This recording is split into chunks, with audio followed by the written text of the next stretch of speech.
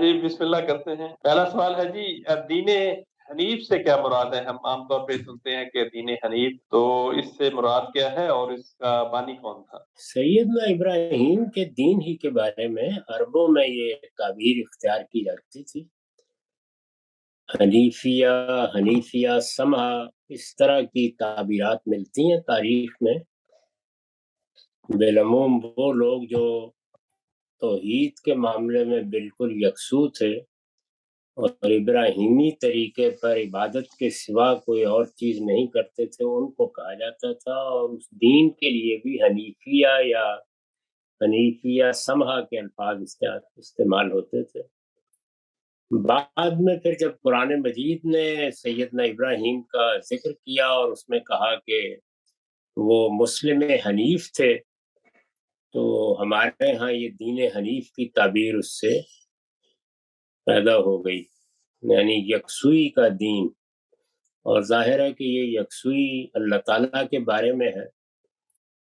انسان دنیا میں جب دینی رویہ اختیار کرتا ہے تو اس میں بالعموم دو ہی چیزیں سامنے آتی رہی ہیں، ایک یہ کہ وہ بہت سے خداؤں کی طرف رجوع کرے، اور ایک یہ کہ یکسو ہو کر اللہ تعالیٰ کے لیے اپنے دین کو، اطاعت کو، محبت کو، پرستش کو خاص کر لے، جس کو قرآن مجید نے کہا ہے کہ مخلصین لہ الدین، یعنی اپنے دین کو یا اپنی اطاعت کو اسی کے لیے خالص کرتے ہوئے۔ وہی بات جو مخلص کے لفظ میں ادا ہوتی ہے، حنیف کے لفظ میں ادا ہوتی ہے، اسی کو سامنے رکھ کر یہ لوگوں نے تعبیر بنا لی۔ بیت المقدس یا بیت المقدس، یہ دونوں نام استعمال ہوتے ہیں، تو اس کا صحیح تلفظ کیا ہے؟ اس کی بھی وضاحت کر دیں۔ دونوں بالکل درست ہیں، یعنی کیونکہ اللہ تعالیٰ نے اس سرزمین کو اپنے لیے خاص کر لیا تھا، تو عربی زبان میں جب اللہ کے لیے کسی چیز کے خصوص کو بیان کیا جائے تو اس کے لیے قدسہ کا فعل استعمال ہوتا ہے۔ یہ قرآن میں بھی استعمال ہوا ہے۔ قرآن مجید نے فلسطین کے بارے میں الارض المقدسہ کی تعبیر اختیار کی ہے، اور یہ کہا ہے کہ ہم نے یہ سرزمین ان کے لیے لکھ دی تھی۔ وہ زمین مقدس ہے، لیکن اس کی تقدیس یا اللہ کے لیے خاص ہونے کی علامت وہ یہی گھر تھا یا یہ عبادت گاہ یا مسجد تھی جو بنائی گئی۔ تو پوری سرزمین فلسطین کو الارض المقدسہ اور اس کو البیت المقدس، یعنی وہ گھر جو اللہ نے اپنے لیے خاص کر لیا۔ بیت الحرام بھی اس لحاظ سے بیت المقدس ہی ہے، اور یہ بھی اس لیے کہ یہ دونوں جگہیں اللہ نے اپنے لیے خاص کر لی تھی۔ تو یہ تو بیت المقدس کہنے کی وجہ ہے۔ مقدس کہتے ہیں اس مقام کو جہاں قدس الاقداس میں، یعنی کاہن جہاں تک جاتا تھا اور تبرکات رکھے ہوئے تھے، اور جس کے آگے وہ آلٹر تھا جہاں قربانیاں کی جاتی تھی، تو اس حصے کو کہا جاتا تھا۔ تو اس لیے اس کی نسبت سے بیت المقدس بھی کہہ لیتے ہیں۔ دونوں صحیح ہیں، لیکن دونوں کا مطلب یا دونوں کا محل الگ الگ ہے۔ ذرا یہود کے لفظ کی بھی وضاحت کر دیں، یہ کوئی صرف نام ہی ہے یا اس کا کوئی مطلب بھی ہے؟ مطلب تو بہت سے بیان ہوتے ہیں، اسرائیل کے بھی، اسی طرح اسماعیل کا مطلب بھی ہم جانتے ہیں۔ یہ یہوذا کیوں نام رکھا گیا اس سے بڑی حد تک واقف ہے، لیکن یہ پرانے عبرانی الفاظ ہیں، اس لیے اس میں تھوڑا بہت اختلاف بھی ہو جاتا ہے۔ اگر حسن صاحب چاہیں تو اس میں تدبر قرآن سے وہ حصہ پڑھ کے سنا دیں جہاں مولانا امین حسن اصلاحی نے مولانا فرائی کے حوالے سے ان کی تحقیق نقل کی ہے کہ نصارہ کیوں کہا گیا، یہوذا کیوں کہا گیا، اور قرآن مجید کیوں اس کو ایک فعل بنا کے ہادائی کا فعل استعمال کر دیتا ہے، الذین ہادو۔ یہ غالباً آیت 61 کے تحت ہے سورہ بقرہ میں۔ تو اگر یہ پورا ہی حصہ وہ آپ کو بتا دیں تو ان سب ناموں کے پس منظر سے لوگ بڑی اچھی طرح واقف ہو جائیں گے۔ یہ بھی وضاحت کرتے ہیں کہ کیا یوشع بن نون نبی تھے یا صرف سیدنا موسیٰ کے خلیفہ ہی تھے؟ میرا رجحان تو یہی ہے کہ وہ نبی تھے۔ قرآن مجید سے بھی اسی کی تائید ہوتی ہے کہ یہ دونوں सैयदना मूसा के बाद इल्हाम से या अल्लाह ताला की वही से सरफराज हुए, क्योंकि बनी इसराइल में यही एहतमाम किया गया था कि वो अल्लाह की हुकूमत के तहत रहेंगे, और अल्लाह की हुकूमत तो पैगंबर के ज़मीन पर होने ही से कायम हो सकती है। बनी इसराइल का मुतालबा बादशाह मुकर्रर करने का, क्या ये दुरुस्त मालूम नहीं होता कि इसके नतीजे में सैयदना दाऊद और सैयदना सुलेमान के अदवार में बड़ा अरूज इनको हासिल हुआ?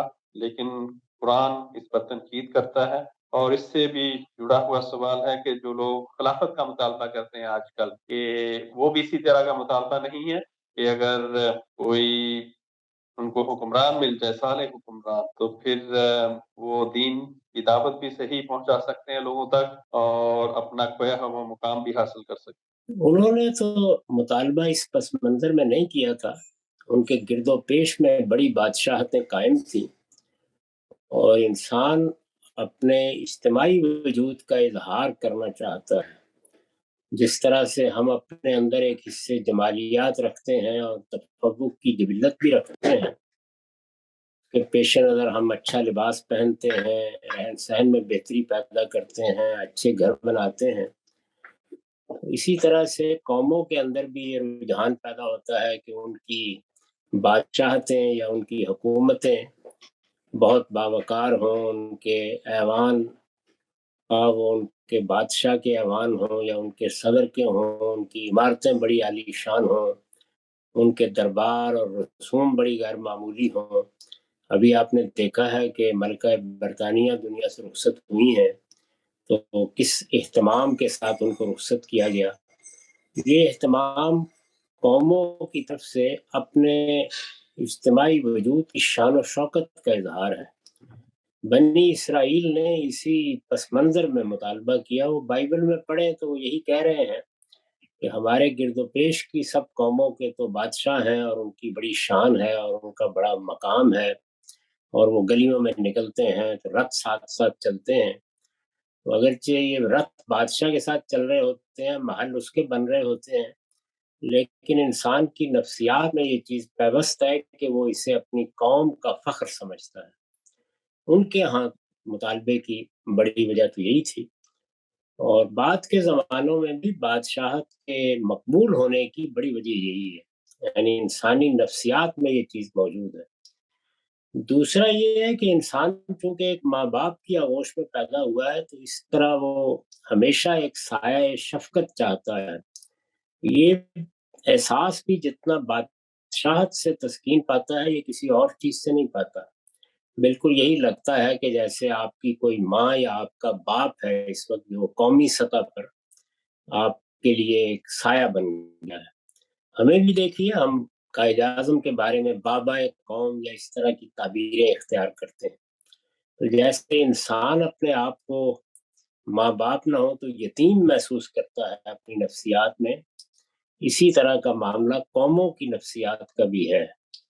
उसमें लाज़िमन कुछ शख्सियात ऐसी पैदा कर ली जाती हैं, वो हमने भी की हैं और हर जगह की जाती हैं, जो इस तरह नुमाइंदा बन जाएँ या ऐसी शफ़क़त बन जाएँ या ऐसा इज़हार बन जाएँ कि जिससे एक बाप और बेटों के ताल्लुक का एहसास भी हो, या माँ और बेटों के ताल्लुक का एहसास, और उसके साथ शान और शौकत का ज़हूर भी हो। तो ये मुख्तलिफ नफ्सियाती असबाब हैं जिनकी वजह से बादशाहत को लोग पसंद करते रहे हैं, और मेरे ख़्याल में अब भी पसंद करते हैं। यानी बादशाहत ही हकीकत में इंसानों को ये नफ्सियाती तस्कीन फ़राहम करती है और कर सकती है। ये हमारे जैसे निज़ाम में जो सदर बना दिए जाते हैं, उसको उस्ताद इमाम ने कहा था कि ये जो पार्लिमानी निज़ाम का एक गुड्डा है, तो ये गुड्डे ही होते हैं, इनकी कोई हैसियत नहीं होती, ना ये कौम की उस तरह नुमाइंदगी कर पाते हैं, ना कौम को वो एहसास दे पाते हैं, ना एक गैर जानिबदार शख्सियत के तौर पर पूरी कौम के लिए साया-ए-आतिफ़त बनते हैं, इनमें वो सलाहियत ही नहीं होती।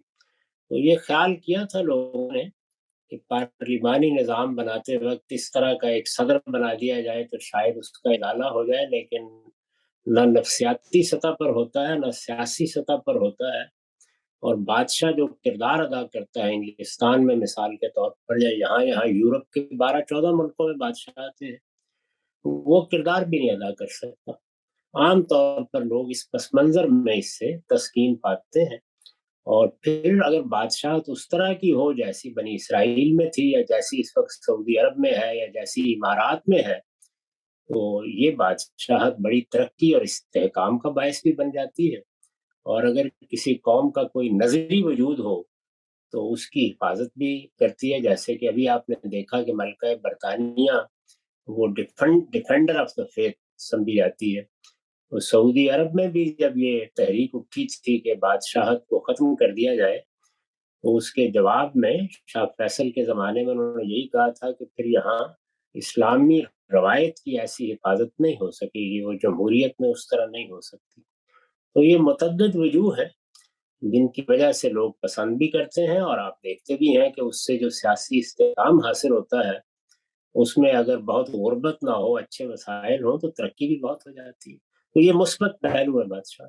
تو جس سے خلافت کا مطالبہ لوگ اخذ کرتے ہیں کہ یہ ہونا چاہیے، تو اس کا آپ کو کس طرح دیکھتے ہیں؟ خلافت کے مطالبے میں ایک تو یہی چیز ہے، یعنی اس میں پوری امت مسلمہ یا دنیا بھر کے مسلمانوں کو یہی تسکین ملتی ہے، اور وہ ملتی تھی جب تک سلطنت عثمانیہ رہی۔ آپ شبلی کے دورے کی داستان پڑھیں یا مختلف جگہوں سے جو لوگ جاتے تھے، تو ان کے لیے یہ بڑا غیر معمولی تجربہ ہوتا تھا کہ گویا وہ پوری امت کے باپ کے پاس جا رہے ہیں یا مل رہے ہیں۔ اسی طرح مختلف علاقوں سے بھی جب لوگ اپنے سلاطین سے تنگ آتے تھے تو وہاں جا کے پناہ بھی لے لیتے تھے۔ تو یہ چیز اس پہلو سے لوگوں کے سامنے رہتی ہے۔ دوسری چیز یہ ہے کہ ہمارے ہاں عام طور پر یہ خیال کیا جاتا ہے کہ یہ طریقہ کہ سب لوگوں کو رائے دینے کے لیے کہا جائے، اور وہ رائے دیں، اس میں کیا رائے دینی ہے اور کیا نہیں دینی، یہ تو جاہل عوام کے سپرد اپنی تقدیر کر دینا ہے، جس کو اقبال نے بھی نظم کیا کہ اس راز کو ایک لرد فرنگی نے کیا فاش، ہر چند کے دانا اسے اولا نہیں کرتے۔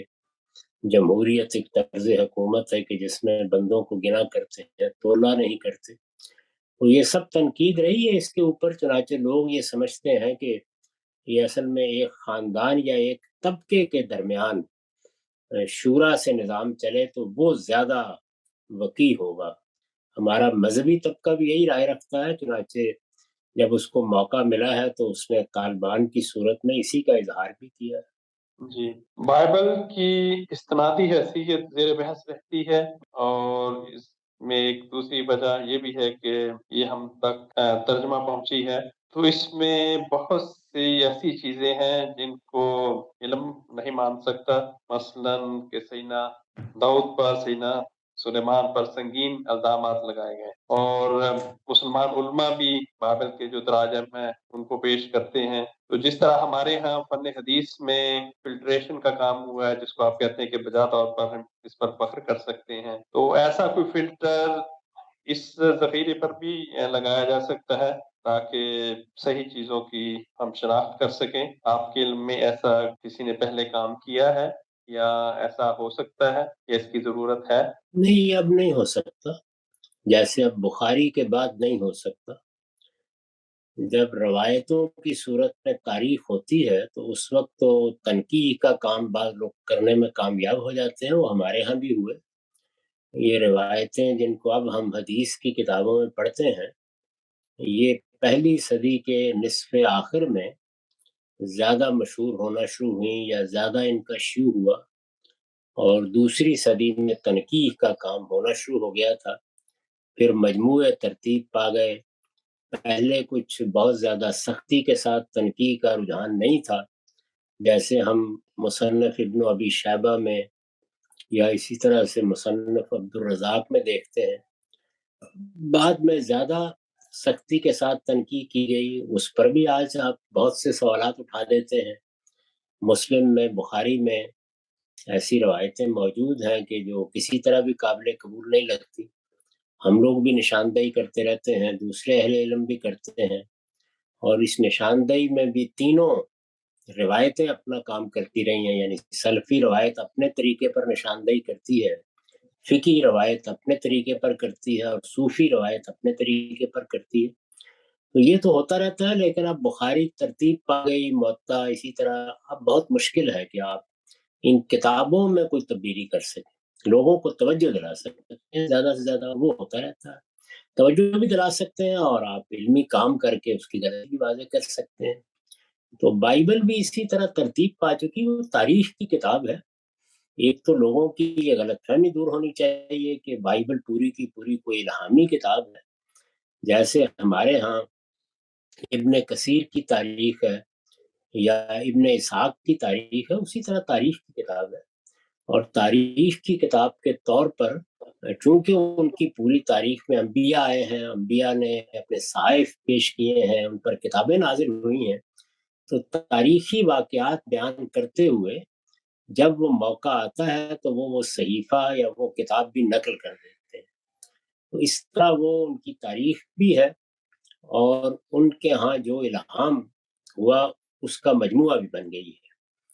تو اس کو الگ الگ دیکھنا چاہیے. تاریخی چیزیں بہت تنقید کا تقاضا کرتی ہیں. انبیاء کے صحائف میں تو میں نے کم ہی کوئی چیز دیکھی ہے کہ جس پر تنقید کی ضرورت ہو. زبور کا اسلوب ایسا ہے کہ اس میں اس طرح کی تنقید تو کیا ہوگی، البتہ بعض تعبیریں بہت ہی ادیبانہ قسم کی ہیں جن میں مشکلات پیش آتی ہیں ان کو سمجھنے میں. پھر موجودہ دور میں بھی اور اس سے پہلے بھی بعض لوگوں نے یہ کہا ہے کہ یہ چونکہ عبرانی زبان میں واولز نہیں لکھے جاتے تھے، حروف علت، اس سے بڑے مسائل پیدا ہوئے ہیں. اور حروف علت کے نہ لکھنے سے الفاظ کے بارے میں اختلافات ہو گئے اور وہ ترجمے پر بھی اثر انداز ہوئے ہیں. تو یہ سب تنقیدیں جس طرح ہمارے یہاں حدیث پر ہوتی رہتی ہیں، ان کے یہاں اسی طرح بائبل پر ہوتی رہتی ہیں. بائبل کرٹیسزم ایک پورا علم ہے جس پر بہت لوگوں نے کام کیا ہے. تو یہی اب ہو سکتا ہے، باقی یہ تو اب ممکن نہیں ہے. بائبل جو کچھ ہے وہ اسی طرح رہے گی. وہ تو اب ترتیب پا چکی، البتہ تحقیق، تنقید اور اسی طریقے سے اس میں کیا کیا تبدیلیاں آئیں، عہد بہد، وہ سب کام ہو رہے ہیں اور وہ خود ان کے ماننے والے بھی کرتے رہتے ہیں. بہت اچھی اس پر کمنٹریز لکھی گئی ہیں، بہت اچھی تنقیدیں لکھی ہیں بعض لوگوں نے. آپ انسائکلوپیڈیا برٹانیکا میں بائبل پر جو مقالہ ہے وہ پڑھیں تو اس میں انہوں نے اس کی عہد بہد تاریخ میں جو خرابیاں ہوئیں یا تبدیلیاں ہوئیں سب کی نشاندہی کر دی. مسلمانوں کے اکابر علماء بائبل کے اقتباسات اپنی کتابوں میں نقل کرتے رہتے ہیں اور آپ بھی کرتے ہیں. تو باقی لوگوں سے، باقی علماء سے تو موقع نہیں پوچھنے کا، لیکن آپ سے پوچھ لیتے ہیں کہ جس طرح آپ حدیث کے معاملے میں بہت محتاط ہیں، اسی طرح جب کوئی بائبل کا اقتباس نقل کرتے ہیں تو وہ بھی انہی معیارات پہ آپ پرکھ کر پھر اس کو لیتے ہیں یا ایز اٹ از وہاں سے اٹھا کر نقل کر دیتے ہیں؟ جو ہم تاریخ کے معاملے میں طریقہ اختیار کرتے ہیں وہی کرتے ہیں، کیونکہ سند کی تحقیق کا تو وہاں سوال نہیں ہے. تو تاریخی واقعات میں جو اصول پیش نظر ہوتے ہیں اور جس کو بڑی خوبی کے ساتھ ابن خلدون نے بیان کیا ہے اور اپنے مقدمے کی حد تک برتنے کی بھی کوشش کی ہے، میرے خیال میں وہی صحیح اصول ہے. بائبل کو ہم لوگ جب نقل کرتے ہیں تو زیادہ تر قرآن کے اشارات کی روشنی میں کرتے ہیں.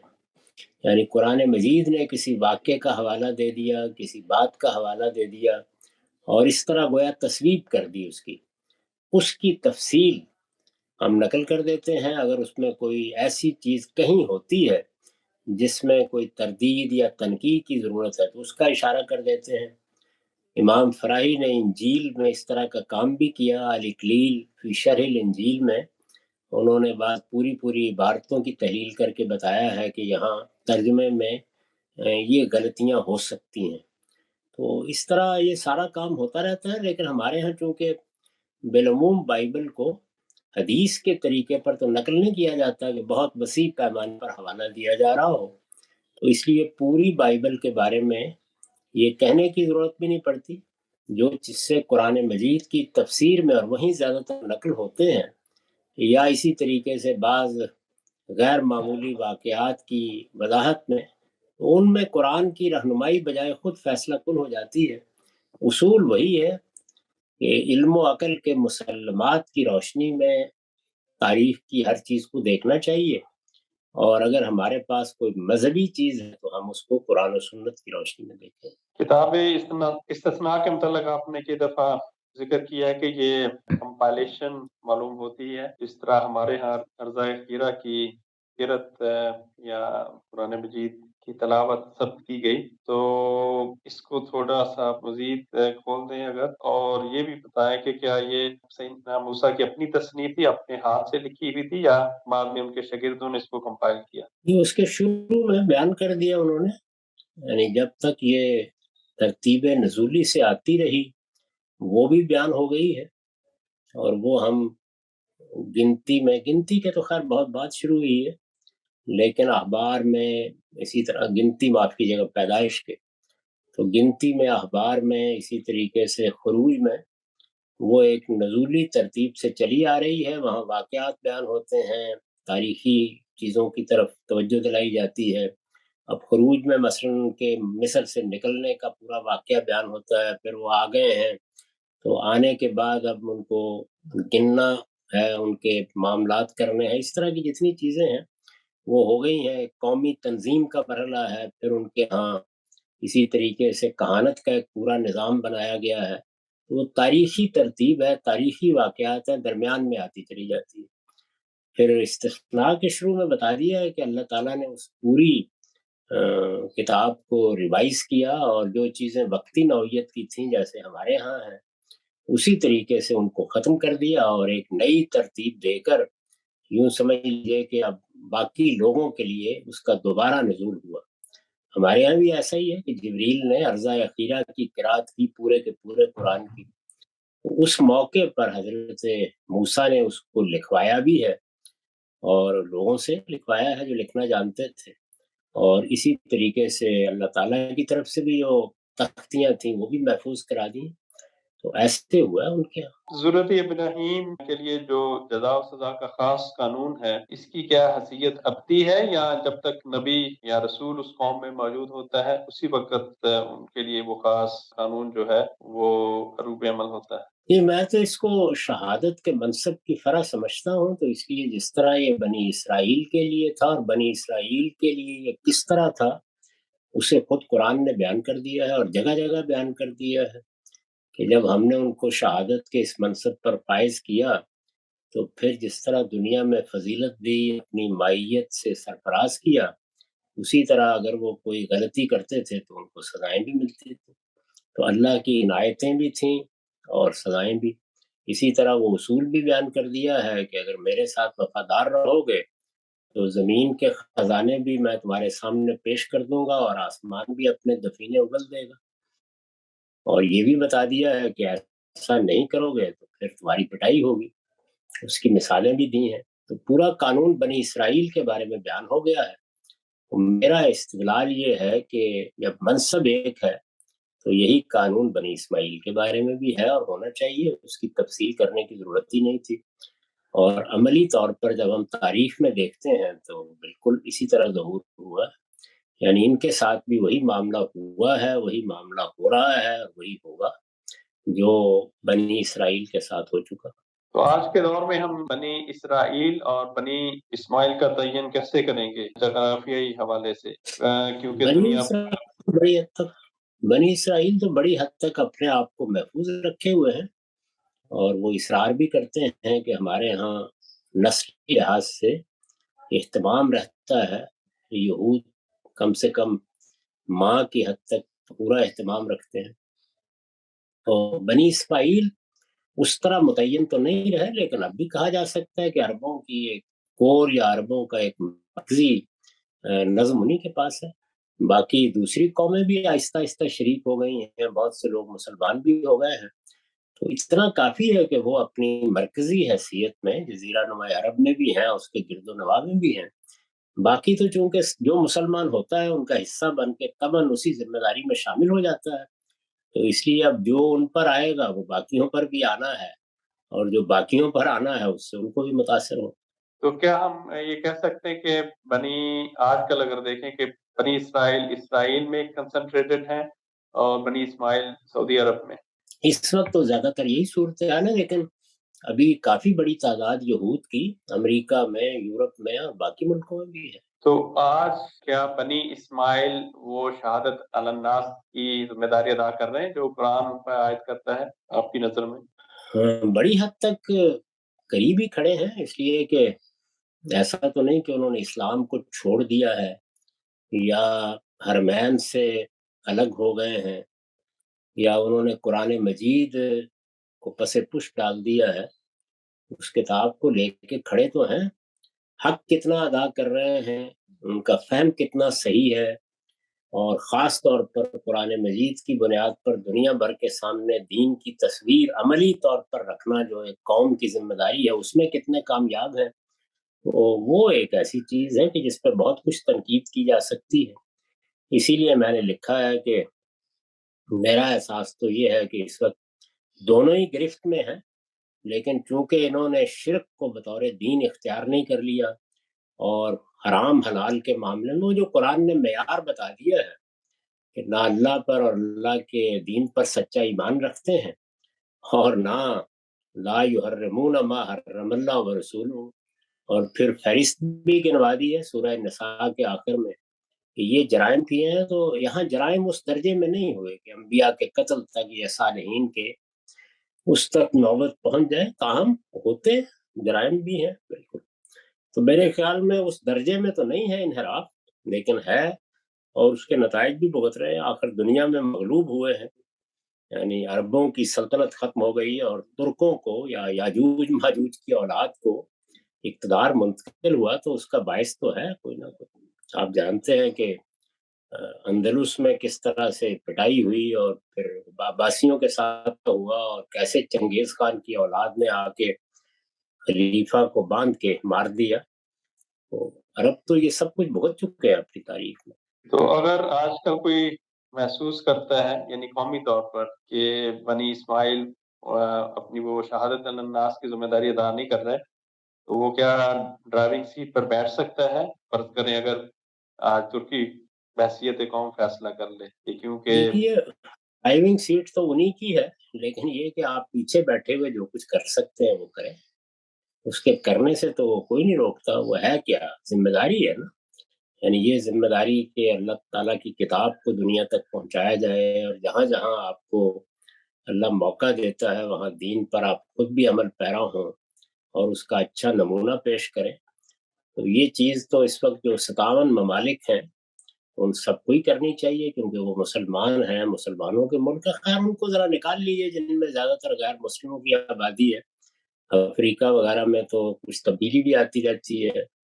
یہ صورتحال اگر نہ بھی ہو تو چلیے 50 سے زیادہ ملک تو ہیں، ان میں جو لوگ بستے ہیں ان کو اپنی یہ ذمہ داریاں انجام دینی چاہیے۔ تاہم ڈرائیونگ پر تو وہی رہیں گے، اس وقت بھی ڈرائیونگ پر وہی، یعنی دنیا بھر میں اگر اسلام کی نمائندگی کی حیثیت کسی کو حاصل ہے تو انہی کو حاصل ہے۔ یہ تو عثمانیوں کے زمانے میں بھی یہی صورت رہی، مشکل ہے کہ اس سے میں یا آپ انہیں معذور کر لیں، ہم اپنا فرض پورا کر سکتے ہیں۔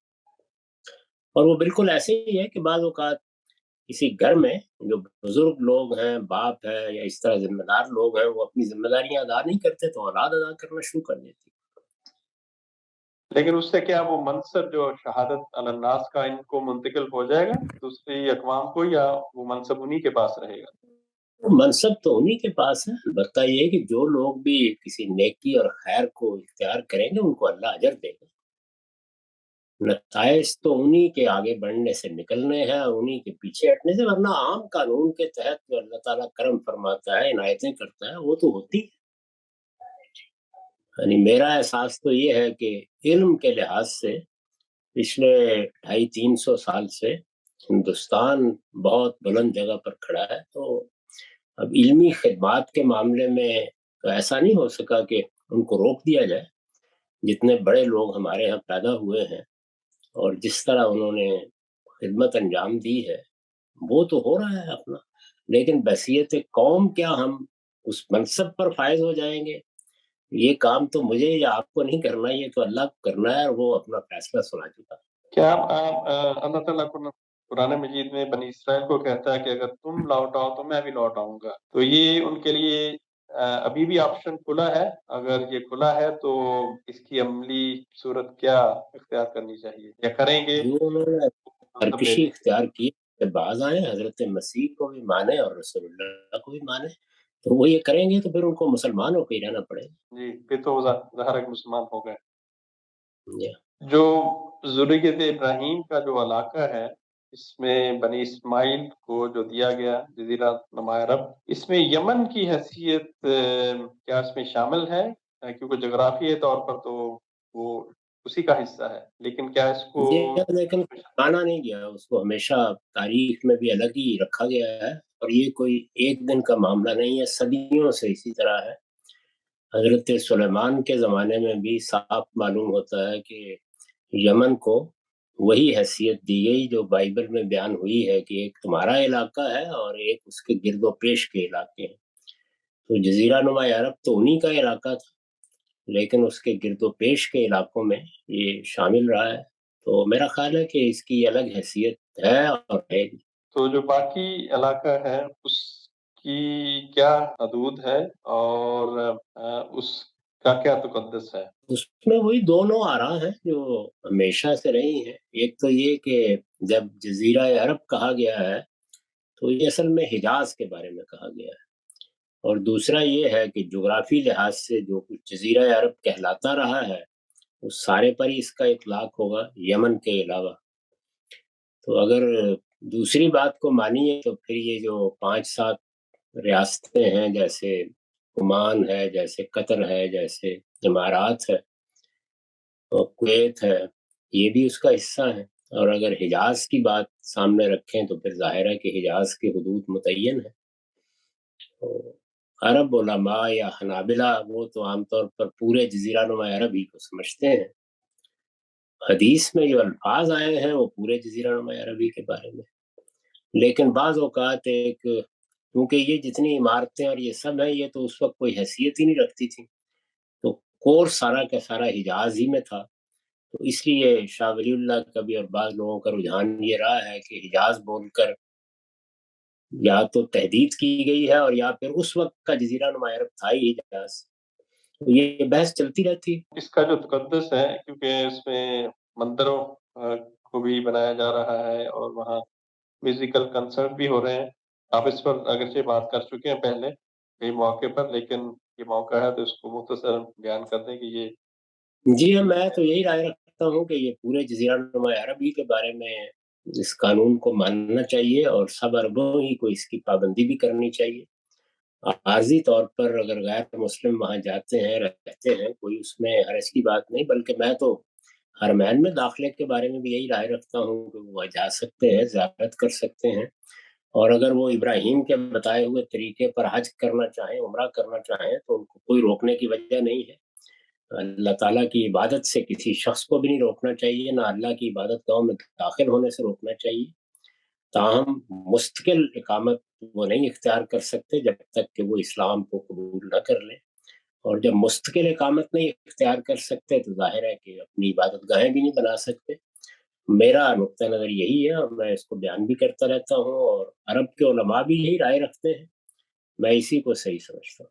بہت شکریہ جی، میرے سوالات ختم ہوئے۔ جی السلام علیکم وابی صاحب، میرا سوال میرا سوال یہ تھا کہ جو اللہ کا قانون ہے شہادت کے منصب کا، وہ بلیک اینڈ وائٹ نہیں ہونا چاہیے کہ شہادت کا منصب تو ایک بہت بڑا منصب ہے، اور اگر یہ پریسائسلی ڈیفائن نہیں ہوگا تو جزا و سزا کی جو یعنی ریزننگ ہے وہ اس طرح سے نہیں ہو سکتی۔ تو جس طرح سے آپ نے کہا کہ ہم ڈرائیونگ سیٹ پہ نہیں ہیں، وہ پیچھے شامل ہو جاتے ہیں، تو وہ ایسا کیوں ہے؟ یعنی اتنا کلیئرلی ڈیفائن کیوں نہیں ہے وہ؟ نہیں، بالکل واضح ہے، اس کو تو ایک نسل تک خاص کر دیا گیا ہے، یعنی رسول اللہ صلی اللہ علیہ وسلم کی قوم کے لوگ یا اہل عرب جن کو ہم کہتے ہیں، ان میں بنی اسماعیل بھی تھے اور بنی اسماعیل کے توابع کی حیثیت سے دوسرے عرب بھی تھے، تو عرب اپنی اس حیثیت کو بالکل برقرار رکھے ہوئے ہیں اور ہمیشہ سے اپنی اس حیثیت کا ادراک بھی رکھتے ہیں، وہی اپنے آپ کو اسلام کے علمبردار کہتے رہے ہیں اور ساری دنیا میں اسی حیثیت سے پیش کرتے ہیں، اس میں کوئی وہم نہیں،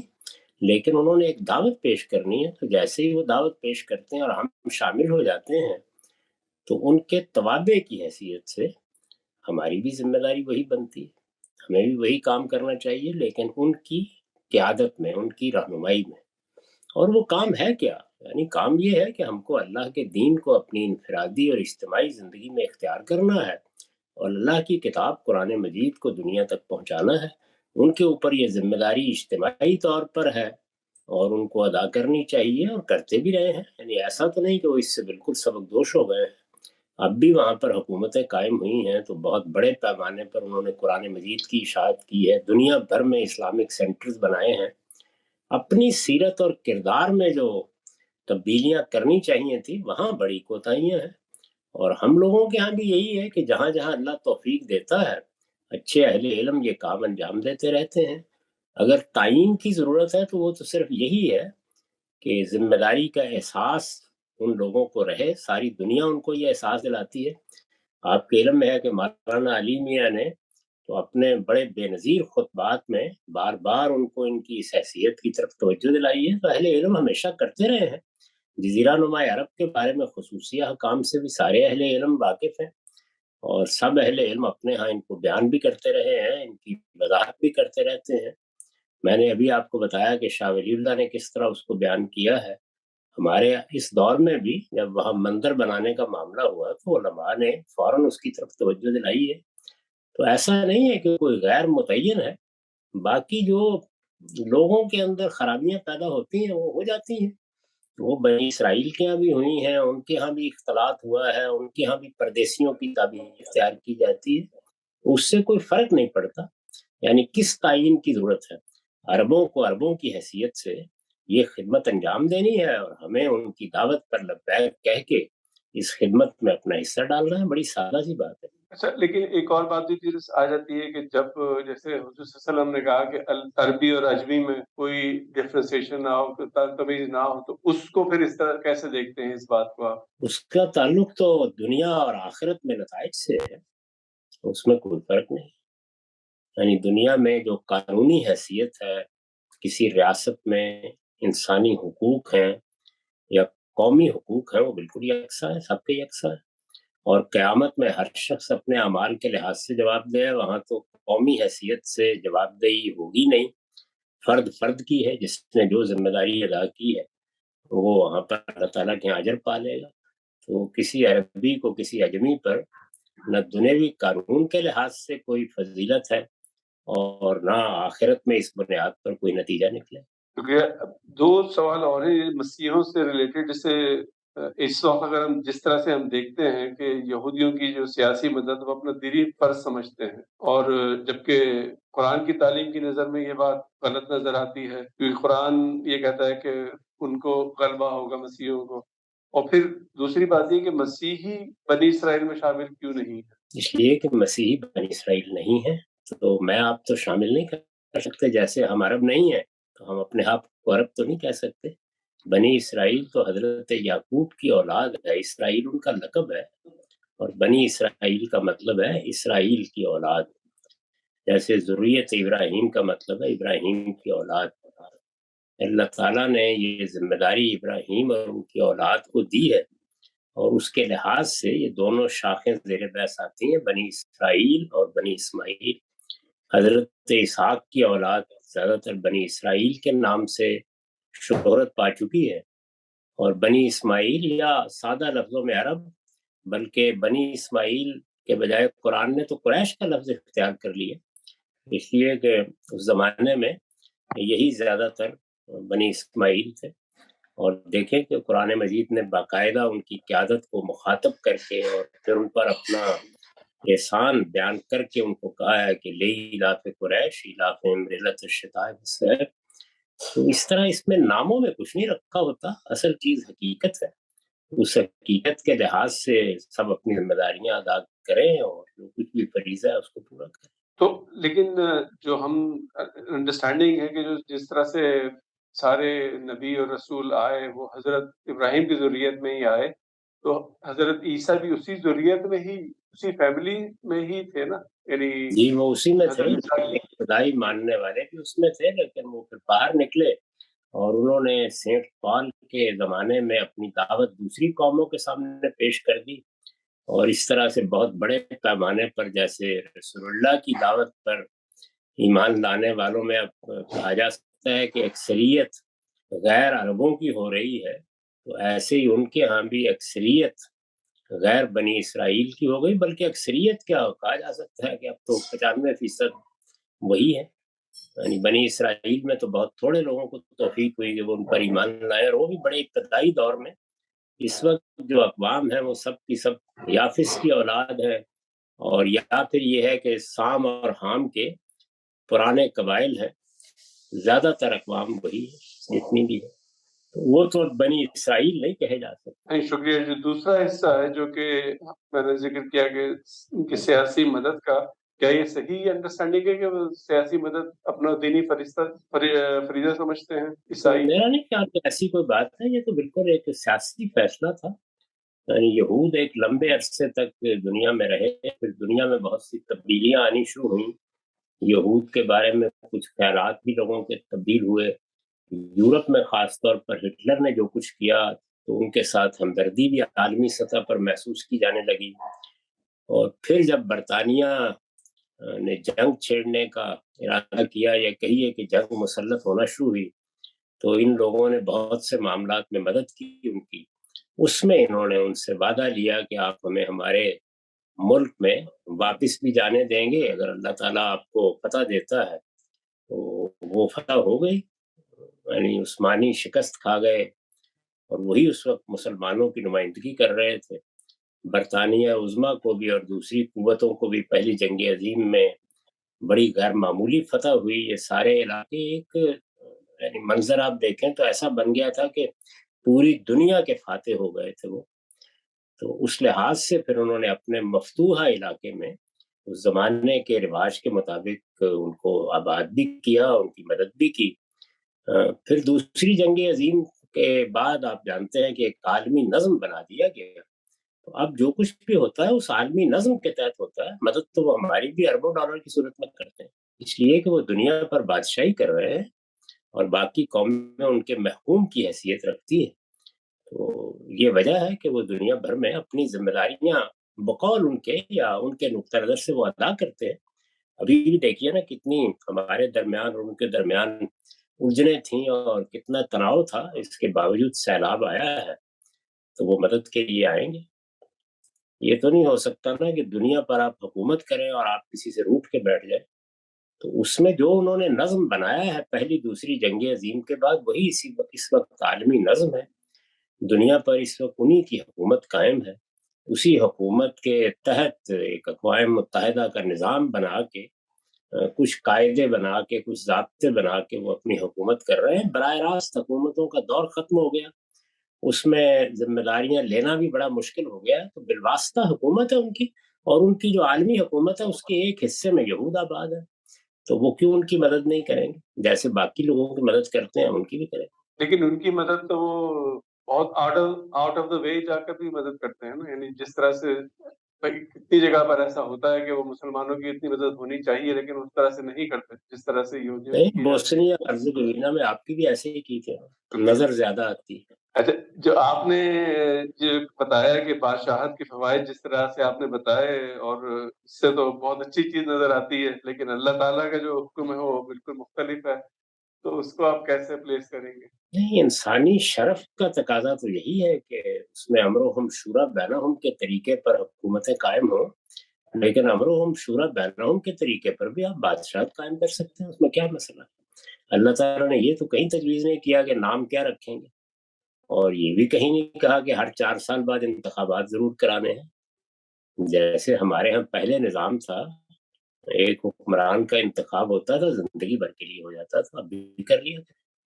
آپ کی بھی تسکین ہو جائے گی، امر و ہم شورا بینہم کے تقاضے بھی پورے ہو جائیں گے۔ ایک سوال اور ہے جو کہ اس ٹاپک سے ریلیٹڈ نہیں ہے لیکن میں تو یہی ادروائز ہے۔ رائے رکھتا ہوں کہ صدر کا انتخاب اگر آپ کو صدر ہی بنانا ہے تو ایک غیر جانبدار سے میری مراد ہے کہ ایسی شخصیت جس کا کسی سیاسی جماعت سے فعال تعلق نہ ہو، اس کا انتخاب کریں اور زندگی بھر کے لیے کریں۔ اسی سے آپ حقیقی معنی میں ایک اچھے پارلیمانی نظام کو چلا سکیں۔ یہ مغربی قومیں جو ملکہ برطانیہ کی حکومت کو 14 ملکوں پر قائم رکھے ہوئے ہیں، آپ کے آسٹریلیا کی وہ ملکہ ہیں، کینیڈا کی بھی، نیوزی لینڈ کی بھی اور جگہوں کی بھی، تو یہ پاگل نہیں ہے، ان کو معلوم ہے کہ اس سے کیا فائدہ ہوتا ہے۔ میرے خیال میں تو سیاسی مقاصد زیادہ ہیں، لیکن خیر یقیناً آپ کا جو پوائنٹ ہے وہ بالکل ویلڈ ہے کہ جس طرح سے آپ نے کہا کہ یقیناً 4 سال کا انتخاب یا 3 سال کا وہ ضروری نہیں ہے اس کے اندر جمہوری اس میں۔ یہ ان میں جو سے کوئی چیز بھی ضروری نہیں ہے، یہ تو لوگوں نے اپنے طریقے کے اوپر، بلکہ اس میں جو پہل کی وہ امریکہ نے کی، پھر آہستہ آہستہ یہ تحریر ہونا شروع ہو گئی۔ تو یہ ایک تدریجی عمل ہے، بعض اوقات ہم اپنے حاضر میں بہت زیادہ اسیر ہو جاتے ہیں اور بعد میں جو تاریخ ہوتی ہے اس کو نہیں دیکھتے۔ تو آپ اپنی نفسیات کے لحاظ سے، اپنی ضرورتوں کے لحاظ سے جو نظام چاہیں بنا لیں۔ اصل چیز یہ ہے کہ اب خاندانوں کی حکومت ہمیں تو میسر نہیں ہے۔ میں نے تو ابھی پچھلے دنوں گفتگو کرتے ہوئے کہا ہے کہ عالمی سطح پر آپ چاہیں تو آپ سعودی عرب کے خاندان کو اپنا آئینی حکمران بنا لیں، اور وہ بھی اپنی آئینی حکومت کو دستور کے تابع کر لیں، تو بڑی حد تک خلافت کا خواب بھی آپ شرمندہ تعبیر کر سکتے ہیں۔ ابھی پچھلے دنوں میں نے اس پر بڑی تفصیلی گفتگو کی ہے دنیا نیوز کے پروگرام۔ شکریہ۔ یہ سوال اس موضوع سے ڈائریکٹ ریلیٹڈ نہیں ہے، لیکن میرے خیال میں امپورٹنٹ ہے، میں کر دیتا ہوں۔ آپ دیکھیے جواب دے دیں تو اچھا ہو جائے گا کہ شرک کی ابتدا تو یعنی اللہ کے وسیلوں یا متبادل تلاش کرنے سے ہوا، یا جو اللہ کے فرشتوں یا دنیا کی قوتوں کو ماننے سے ہوا۔ الحاد کی ابتدا کی کیا وجوہ ہے اور یہ اتنا مقبول کیوں ہوا ہے، جبکہ ہمارے چاروں طرف دنیا کے حقائق پکار پکار کر کہہ رہے ہیں کہ یہ ایک خالق کی محتاج ہے؟ تو اور اس کا آغاز کہاں سے ہوا، کس طرح سے ہوا؟ اگر اس پہ تھوڑی سی روشنی ڈال دیں تو باقی سوالوں کے ختم ہونے کے بعد تو یعنی بہت شکریہ اس چیز کا، اور بہت بہت شکریہ باقی سوالوں کے جواب دینے کا۔ میرے مطالعے علم کے حد تک تو الحاد دنیا میں ہمیشہ رہا ہے۔ صرف یہ ہے کہ مشرکانہ تہذیب میں الحاد کے لیے اظہار کا موقع نہیں ہوتا تھا۔ پھر توحید کے حق میں جب انقلابات برپا ہو گئے اور ادھر ایک رومن سلطنت قائم ہو گئی، ادھر ہم مسلمانوں نے تو 1000 سال تک سیاسی غلبہ رہا مذہب کو، ورنہ الحاد موجود تھا۔ اس کی شاعری ہم پڑھتے ہیں، اس کی کتابیں دیکھتے ہیں، اس کے بڑے لوگوں کے نام سے ہم واقف ہیں، ہمیشہ موجود رہا ہے۔ موجودہ زمانے میں صرف یہ ہوا ہے کہ وہ پابندیاں ختم ہو گئی ہیں، اور دنیا میں زیادہ غلبہ ان قوموں کو ہے جنہوں نے اس اصول کو مان لیا کہ آزادی میں کوئی رکاوٹ نہیں ڈالی جا سکتی۔ لوگ جو کہنا چاہتے ہیں کہیں، ان کے پیچھے آپ اپنی طاقت استعمال کر کے کوئی اقدام نہیں کر سکتے۔ تو اس کے نتیجے میں وہ کتابیں بھی چھپنے لگ گئیں، شیو بھی ہونے لگ گیا، پھر یہ سوشل میڈیا ہے، تو یہ کریے سے لوگوں کو سامنے لا رہا ہے۔ میرا احساس یہ ہے کہ الحاد کی جو نسبت تناسب اس وقت ہے آبادی کے لحاظ سے ہمیشہ رہی۔ میں تو اس کو کوئی نئی چیز نہیں سمجھتا، ظہور ہوا ہے۔ اور یہ تینوں چیزیں قیامت تک ایسے ہی رہیں گی، یعنی خدا پر سچا ایمان رکھنے والے لوگ حواس سے آگے اپنے پروردگار کو پہچانیں گے بھی، اس کی معرفت بھی حاصل کریں گے اور اس کی دعوت بھی پیش کرتے رہیں گے۔ اور وہ لوگ کہ جن کے ہاں شرک باعث تسکین بنتا ہے، کیونکہ شرک کو علمی سطح پر شکست ہو چکی ہے، تو وہ اس کے راستے بھی نکالتے رہیں گے، جیسے مسلمانوں میں بھی لوگ نکالتے ہیں، مسیحیوں بھی لوگوں نے نکال لیا، تو یہ بھی ایسے ہی موجود رہے گا۔ اور الحاد پہلے دنیا کے اسٹیج پر اپنے آپ کو اس طرح ظاہر نہیں کر سکتا تھا۔ موجودہ زمانے میں اس کو کچھ مدد بھی ملی ہے، اور خاص طور پر سائنسی تحقیقات سے اس میں ڈارون کے نظریہ ارتقاء نے اور جدید طبیعیات کے بعد بڑے ماہرین نے بھی کردار ادا کیا ہے۔ تو یہ ایسے ہی ہے جیسے کوئی بہت بڑا اسکالر، بہت بڑا عالم اسلام کا پیدا ہو جاتا ہے تو لوگوں کو بڑی قوت طاقت حاصل ہوتی ہے۔ اس طرح اگر کوئی بڑا آدمی شرک کا علمبردار بن کے کھڑا ہوا ہے تاریخ میں، تو اس کو ایک تقویت حاصل ہوتی لگتی ہے۔ ورنہ میرے خیال میں تو یہ تینوں کی تینوں چیزیں ہمیشہ رہی ہیں، ہمیشہ رہیں گی، یہ ناممکن ہے کہ ان کو ختم کیا جا سکے۔ میں اس لیے کہہ رہا تھا کہ جس طرح سے اگر ہم دیکھیں یعنی تھوڑا سا ریسرچ کیا جائے اس ٹاپک پہ کہ گاڈ از ڈیڈ، اور یہ جو اس طرح کے نعرے لگے، وہ یہی ہوا کہ جب یہ ڈارون کی تھیوری آئی، اور پھر جب اس کو بائبل کے جو ہے کہ بھئی وہ 6000 سال پہلے دنیا بنی، تو دونوں کا جو ڈس ایگریمنٹ ہوا، یہ جو حقائق جیسے آپ جو کہتے ہیں کہ مشاہدہ انسان نے کیا، جو ان کو وہ ملی آرکیولوجیکل فیکٹس ملے، وہ تو جا رہے تھے 50,000 سال پہلے تک، جبکہ بائبل کہہ رہی تھی کہ وہ 6,000 سال پہلے بنی ہے دنیا۔ تو جب یہ کانفلکٹ آیا تو یقیناً یہ بات ہوئی کہ بھئی یعنی بائبل تو غلط ہے، اس کا مطلب ہے کہ جب خدا کے جو میسج ہے وہ غلط ہے۔ تو یعنی اس میں میرے سمجھ میں یہ آتا ہے کہ کیونکہ جو مذہبی لوگ ہیں وہ اپنا مقدمہ اس طریقے سے پیش نہ کر سکے دنیا کے سامنے، اور جو حقائق سامنے آئے، فزیکل ایویڈنس سامنے آئی، وہ ایسی تھی کہ وہ ریجیکٹ نہیں کی جا سکتی تھی، اس لیے اس چیز کو اور زیادہ پھلنے پھولنے کا موقع ملا الہاد کے نظریے کو۔ کیا آپ جی، یہ سمجھتے بھی ہیں دنیا کی تاریخ میں ایسے ہی ہوتا رہا ہے، یعنی اگر مذہب کے بڑے لوگ پیدا ہوں گے اور وہ مذہبی حقائق کو بیان کرنے کی ہمت بھی رکھتے ہوں گے، اس کی توضیح بھی صحیح اصولوں پر کریں گے، تو لوگوں کا زیادہ رجحان ان کی بات ماننے کی طرف ہوگا، اور اگر یہ ایسا نہیں ہوگا تو ظاہر ہے وہی صورت ہوگی۔ تو موجودہ زمانے میں جو قرآن مجید کا علم ہے وہ ہمارے مسلمانوں کے ہاں بھی، جیسے قرآن نے خود کہا ہے کہ میری قوم نے قرآن مجید کو پس پش ڈال دیا، تو ایسے ہی پس پش ڈال دیا گیا ہے۔ اس میں یہ بڑی سادہ باتیں تھیں، ان کا جواب دینے کی ضرورت تھی۔ تو ایسے استدلالات جن کی کوئی بنیاد ہی نہیں تھی وہ لوگوں میں فروغ پا گئے، اور اس کے نتیجے میں الہاد کو بھی فروغ حاصل ہوا ہے۔ لیکن یہ کہ الہاد کوئی موجودہ زمانے میں پیدا ہوا ہے یا یہ کوئی آج کی چیز ہے، ایسا نہیں، یعنی ہمیشہ سے رہا ہے، اور اپنا اپنا استدلال موجودہ زمانے سے پہلے بھی پیش کرتا رہا ہے۔ یونانی فلسفیوں کے تحت بھی الہاد پیدا ہوا، الہاد نے اپنا ایک مقام بنایا۔ اس سے پہلے بھی تو یہ دنیا میں ایسے ہی ہوتا رہتا ہے کہ اس میں اگر بڑے لوگ شرک کی تائید میں کھڑے ہو گئے ہیں تو اس کو فروغ مل رہا ہے، یہ لگتا ہے بڑے لوگ مذہب کی تائید میں کھڑے ہو جائیں تو اس کو قوت حاصل ہوتی ہے، کشمکش ہے۔ لیکن مذہب چونکہ انسانی فطرت کے اندر ودیت ہے، تو اس وجہ سے اگر اس کو تائید حاصل نہ بھی ہو تو وہ اپنی قوت کو بڑی حد تک برقرار رکھتا ہے۔ سیاسی قوت اس وقت عالمی سطح پر مذہب کے پاس نہیں ہے، اور سیاسی قوت بہت اثر انداز ہوتی ہے۔ یعنی جس تہذیب کے پاس سیاسی قوت ہوگی اس کے افکار، نظریات وہ زیادہ فروغ پائیں گے، لوگ اس کی طرف زیادہ توجہ کریں گے۔ یہ سب تو رسول اللہ کی سیرت سے بالکل نمایاں ہے۔ جب تک سیاسی قوت نہیں تھی تو دیکھ لیجئے کہ کتنے لوگوں نے بات سنی مانی، جب سیاسی قوت حاصل ہو گئی تو کتنے بڑے پیمانے پر فروغ حاصل ہوا، اور کیسے لوگ یدخلون فی دین اللہ افواجا ہو گئے۔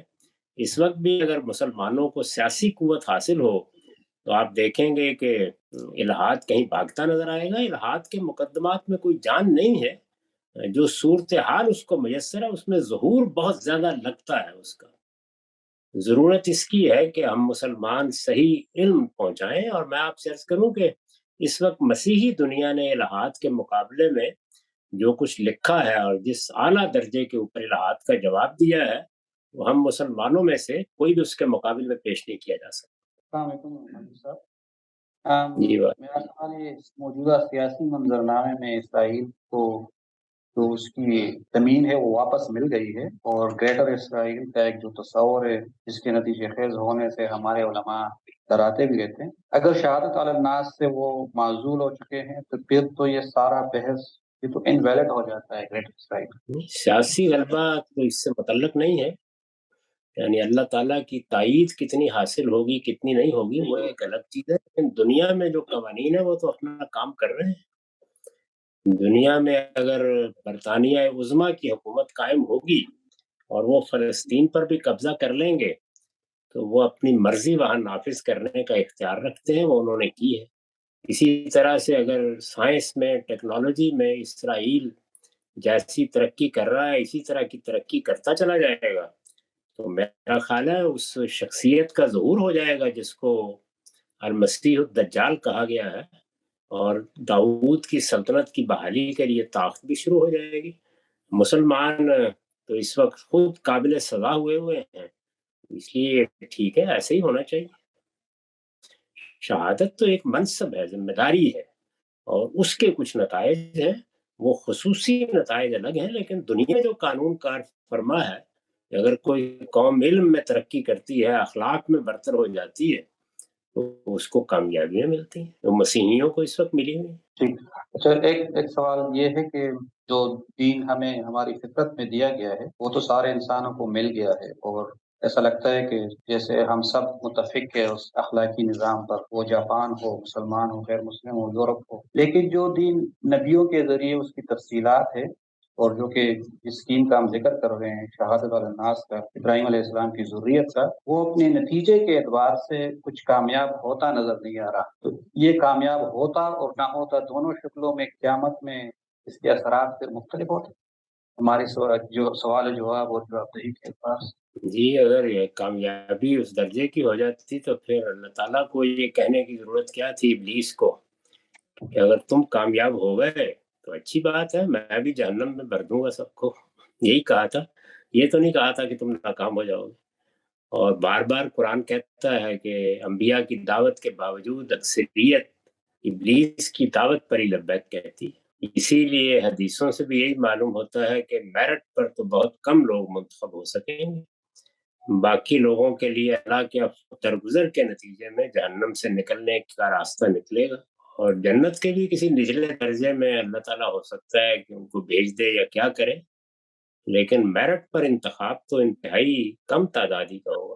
جیسے کہ حدیث میں آتا ہے کہ بس 1000 میں سے ایک۔ شہادت الناس کا مطلب صرف یہ ہے کہ ایک ذمہ داری دی گئی ہے، اس ذمہ داری کو اگر پورا کریں گے تو اس کے کچھ اضافی نتائج ہیں جو نکلیں گے، یعنی اللہ کی مدد تائید حاصل ہوگی، اور دنیا میں جو اسباب ہیں وہ اگر 100 ہیں تو اللہ اس میں اپنی طاقت شامل کر دے گا۔ یہ وہی چیزیں جو سورہ انفال کے آخر میں بیان ہوئی ہے کہ اگر تم میری وفاداری کا حق ادا کرو گے تو میں تمہارے نصف طاقت کو بھی بڑھا کر پورا کر دوں گا۔ یہ چیز ہوگی۔ باقی دنیا میں جو طاقت کا توازن قائم رہتا ہے اور اس میں قومیں اپنی ترقی کی جنگ لڑ رہی ہوتی ہیں، وہ تو دنیا کے عام قانون کے مطابق جاری ہے۔ السلام علیکم غامدی صاحب، میرا سوال حضرت عیسیٰ کے متعلق ہے کہ حضرت عیسیٰ کو آسمان پر اٹھائے جانے سے کیا مراد ہے؟ کیا انہیں جسم کے سمیت اٹھایا گیا تھا یا صرف ان کی روح کو اٹھایا گیا تھا اور جسم کو زمین پر رکھا گیا تھا؟ جی میں تو اپنی رائے پچھلے 50 سال سے بیان کر رہا ہوں، اور ابھی میں نے بڑی تفصیل کے ساتھ اس سارے معاملے پر 23 اعتراضات کی سیریز میں گفتگو کی ہے اور بتا دیا ہے کہ کہیں نہیں اٹھایا گیا تھا، ان کو وفات دی گئی اور وفات دے کے فرشتے ان کے جسم کو تدفین کے لیے لے گئے۔ کہاں تدفین ہوئی وہ اللہ ہی جانتا ہے، اس سے مقصد یہ تھا کہ کوئی ان کی بے حرمتی نہ کرے۔ تو پھر ایسا کیوں کہا جاتا ہے کہ انہیں آسمان پہ لے گیا؟ یہ کیوں نہیں کہا جاتا کہ انہیں موت دی گئی، یا جو بالکل جس سے کہ ایکسپریشن بالکل کلیئر ہو جائے؟ نہیں، قرآن میں تو بالکل واضح ہے، بڑے سری لفظوں میں پوری بات بیان کر دی گئی ہے، باقی کہا جاتا ہے تو لوگ بہت کچھ کہتے ہیں۔ شکریہ غامدی صاحب۔ جی السلام علیکم غامدی صاحب۔ جی وعلیکم السلام۔ غامدی صاحب، جب آپ شہادت حق کی بات کرتے ہیں تو ایسے محسوس ہوتا ہے کہ جیسے سیاسی طور پہ ساری سیادت اور قیادت عربوں کے حوالے کرنے کے حوالے سے جو ہے نا بات کر رہے ہوتے ہیں، لیکن آج کے دور میں عام آدمی کے لیے اس کو سمجھنا اور اس کو یعنی اس نقطہ نظر کو اختیار کرنا بڑا مشکل ہے سیاسی لحاظ سے۔ شہادت حق کے حوالے سے کیا اس کے اندر یہ سیاسی تصور بھی ہے یا صرف مذہبی طور پہ یہ نقطہ نظر ہے؟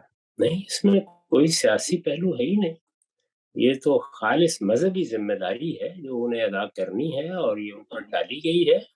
البتہ یہ وعدہ کیا ہے اللہ تعالیٰ نے، اور وہ بنی اسرائیل کے ساتھ بھی کیا تھا، انہوں نے بھی بدقسمتی سے اس کو سیاسی کامیابی سے وابستہ کر کے صورتحال ہی الٹ کے رکھ دی۔ یہ وعدہ کیا تھا کہ اگر تم اس ذمہ داری کو پورا کرو گے، جو دنیا میں قانون کے تحت تمہاری طاقت ہے اس کو میں بڑھا دوں گا۔ ابھی میں نے اسی لیے انفال کا حوالہ دیا ہے کہ دنیا میں جو سیاسی طاقت ہے یا عسکری طاقت ہے اس کی بنیاد پر آپ غلبہ حاصل کرتے ہیں۔ تو قرآن مجید نے وہاں بنی اسماعیل کو یا رسول اللہ کے صحابہ کو اطمینان دلایا ہے کہ اگر تمہاری طاقت 1:2 کی ہے تو باقی میں پوری کر دوں گا۔ تو یہ بات کہی گئی ہے، اور وہ ظاہر ہے اسی وقت ظاہر ہوتی ہے جب آپ اس ذمہ داری کو ادا کرتے ہیں، جیسے صحابہ نے بدر کے میدان میں وہ ذمہ داری ادا کی اور اگر ओहद के मैदान में कोताही हुई तो अल्लाह ताला का जो आम कानून है वो रूबा अमल हो गया और सजा भी मिली। तो इसलिए सियासी नतीजा तो इसके साथ वाबस्ता नहीं है, ये मजहबी जिम्मेदारी है। यानी हजरत इब्राहिम को जो इमाम कहा गया है तो वो सियासी इमाम नहीं कहा गया, वो मजहबी पेशवा हैं पूरी इंसानियत के। अल्लाह ताला की तरफ से उनको ये इमामत मजहब की बात दुनिया तक पहुंचाने, मजहब को अपनी जिंदगी बनाने के लिए ये मनसब दिया गया। आम आदमी की हैसियत से हम ज़ाहिर है अपने मुल्कों से आए हैं, पाकिस्तान से, इस तरह दूसरे लोग भी ज़ाहिर है अपने-अपने मुसलमान मुल्कों से आए हैं और वेस्ट में आके आबाद हुए हैं। हम उसी उम्मत मुस्लिमा का हिस्सा हैं। हम इस शहादत हक की ज़िम्मेदारी को उठाना चाहते हैं और जिस तरीके से आप लोग इसको बयान करते हैं, इसके अंदर एक अट्रैक्शन महसूस होती है। हम इनफरादी तौर पे इसको किस तरीके से अदा कर सकते हैं? इनफरादी तौर पर तो वही ज़िम्मेदारियाँ हैं जो अल्लाह ताला ने बयान कर दी हैं और मैंने भी ईमान के तकाज़ों में उसको बता दिया है। यानी अपने गिरदो-पेश में अल्लाह के दीन को पहुँचाते रहें। अगर कोई खुदा का बंदा दीन की सही दावत लेके उठता है, आपकी कौम में कोई खिदमत अंजाम देता है या कोई दीन की खिदमत का इदारा वजूद में आता है, आपका इत्मीनान है कि ये एक अच्छी चीज़ है तो उसकी नुसरत करें। और अगर किसी जगह परसिक्यूशन की नौबत आ जाए तो हिजरत करके किसी दारुल इस्लाम में चले जाएं। तो आम आदमी के लिए जो जिम्मेदारी हैं वो पूरी अदा हो गई हैं, कुरान मजीद में बयान हो गई हैं। वो वही हैं जो आप अगर मीज़ान में देखें तो दीन हक के ज़ेर उन्वान बिल्कुल आखिर में ईमान के तकाज़ों के तहत मैंने बयान किए। यानी ईमान, अमल साले, अपने गिरदो पेश में सच्चाई की दावत, अपने अइज़ा अक़रबा दोस्त अहबाब को, आम आदमी की बात मैं कर रहा हूँ। और क़याम बिलक़िस्त यानी आदमी सच्चाई का अलमबरदार हो, किसी सियासी मामले के बारे में राय देनी हो, किसी मज़हबी मामले के बारे में राय देनी हो, किसी माशी मामले में राय देनी हो तो कायम बिलक़िस्त रहे। और अगर किसी जगह उसके लिए अपने दीन पर अमल करना नामुमकिन बना दिया जाए तो हिजरत के लिए तैयार रहे, नेकी और खैर के काम में ताउन करे।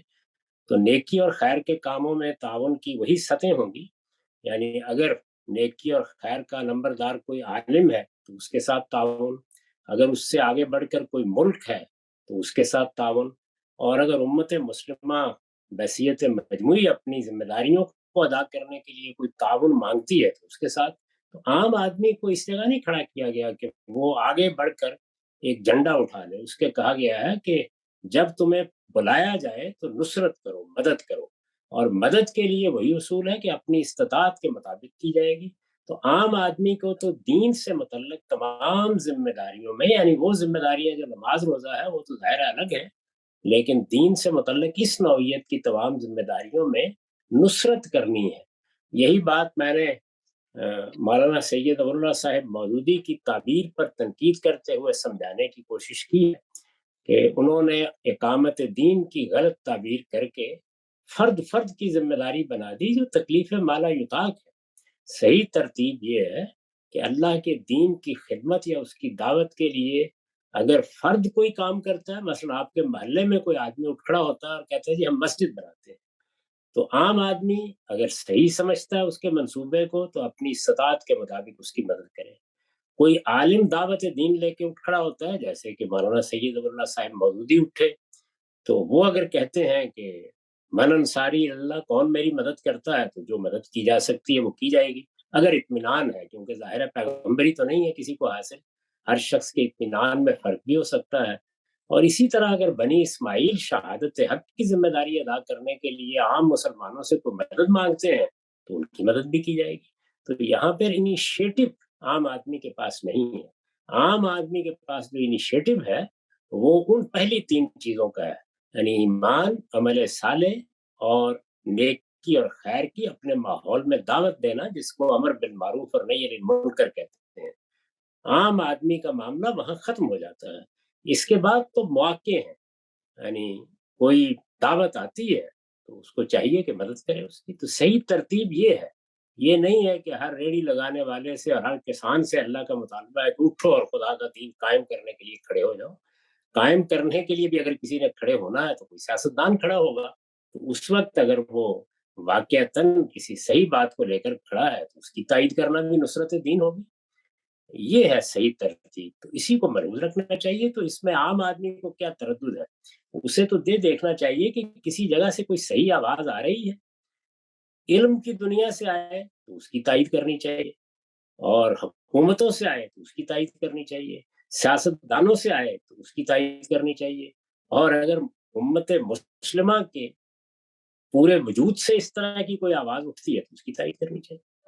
موجودہ دور میں شہادت حق کے سلسلے میں جب ہمارا زوال کا دور آیا، جیسا کہ پچھلے 200-250 سال میں ہندوستان اور پاکستان میں تحریکیں چلتی رہیں، اور ایسے ہی عربوں میں، خاص طور پہ مصر میں تحریکیں اٹھیں، یہ ساری کی ساری اپنی نوعیت میں سیاسی تحریکیں تھیں۔ یہ ایک ماڈل تھا جو ہم نے دیکھا، اور ظاہر ہے کہ اپنے انجام تک بھی پہنچ چکا ہے۔ دوسرا ماڈل آپ اپنی طرف سے پیش کرتے ہیں، لیکن آپ کی بحث ساری کی ساری ایک طرح کی ایسے محسوس ہوتی ہے کہ یہ فکر و نظر کی چیز ہے، یعنی اس کی عملی اطلاقات کیا ہیں اور کیسے ہم نے یہ کام کرنا ہے موجودہ دور میں۔ اس کی کوئی مثال جو ہے نا ہمارے سامنے، کوئی ماڈل جو ہے نا آپ کی طرف سے پیش نہیں کیا گیا۔ یہ جو کام ہے، اس کو ہم نے یعنی کون کون سے پہلو ہیں، ذرا اس کو ایک ساتھ کے ساتھ بیان کر دیں، خاص طور پہ ذریت ابراہیم کے حوالے سے جو ہمارا منصب ہے، ہم اس کو کیسے ادا کر سکتے ہیں؟ جو آخری بات آپ نے کہی ہے اس کو میں پہلے زیر بحث لے آتا ہوں، یعنی ذریت ابراہیم کا مطلب اس وقت تو اہل عرب ہے۔ اہل عرب اگر امت مسلمہ کی قیادت کرنے کے لیے اپنی مذہبی ذمہ داریوں کا شعور پیدا کرتے ہیں اور اس لحاظ سے کوئی آواز دیتے ہیں تو اس پر ضرور لبیک کہنی چاہیے۔ اور میرا تو اس وقت بھی احساس اور تجربہ یہ ہے کہ انہوں نے جب بھی کبھی اس طرح کی آواز دی ہے ان کو غیر معمولی ریسپانس ملا ہے۔ میرا پہلے خیال تھا کہ ہم مسلمان خاص طور پر بر صغیر میں جذباتی ہیں حرمین کے بارے میں یا وہاں کی حکومتوں کے بارے میں، لیکن ملیشیا میں 10 سال گزار کر اندازہ ہوا کہ ایسا نہیں ہے۔ مشرق کے بعید تک یہی صورتحال ہے، اور یہاں بھی آ کے میں نے دیکھا ہے کہ جہاں تہاں بھی مسلمانوں کے اندر ذرا ان سے بات کریں، اس چیز کا شعور، یعنی اس کو الفاظ نہیں دے پاتے لیکن وہ موجود ہے اپنی جگہ۔ تو اس لیے یہاں تو انیشیٹو ان کو لینا ہے، یعنی وہ اگر امت مسلمہ کو، مثال کے طور پر جیسے میں نے تجویز پیش کی، ابھی میں نے عرض کیا کہ چند ہفتے ہی پہلے، اور اس سے پہلے مولانا وحید الدین بہت اس کو بیان کر چکے ہیں کہ وہ آگے بڑھتے ہیں اور آگے بڑھ کے یہ کہتے ہیں کہ ہم یہاں پر امرہم شورا بینہم کا ایک نظام قائم کر رہے ہیں، اور ہم نے آئینی اور دستوری بادشاہت کی حیثیت اختیار کر لی ہے، تو پورے عالم اسلام کو ہمارے ساتھ شریک ہو جانا چاہیے۔ تو میں تائید کروں گا اس بات کی، اور جیسے کہ میں نے کہا بھی کہ پورے عالم اسلام کی 50-55 حکومتیں ان کے ساتھ وہی تعلق پیدا کر لیں جو اس وقت آسٹریلیا اور کینیڈا اور نیوزی لینڈ کا برطانیہ کے ساتھ ہے۔ تو یہ ان کی طرف سے کوئی چیز آنی چاہیے، ہم تو ان کو توجہ ہی دلا سکتے ہیں۔ شہادت کا جہاں تک تعلق ہے، یعنی اس شہادت کا جو ذریت ابراہیم کی ذمہ داری ہے یا عربوں کی ذمہ داری ہے، میں نے عرض کیا کہ ایسا نہیں کہ وہ اس کو بالکل چھوڑ بیٹھے ہیں۔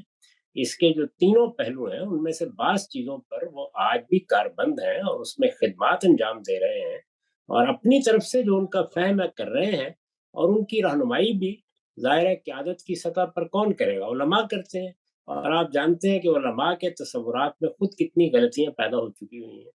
تو میں کوئی بہت زیادہ ان کو ذمہ دار نہیں ٹھہراتا، زیادہ ذمہ داری علماء پر عائد ہوتی۔ وہ اپنی اس ذمہ داری اور فرض کو ادا کریں گے، انہیں ہماری کوئی ضرورت ہے تو ہمیں بھی اپنی خدمات پیش کرنی چاہیے۔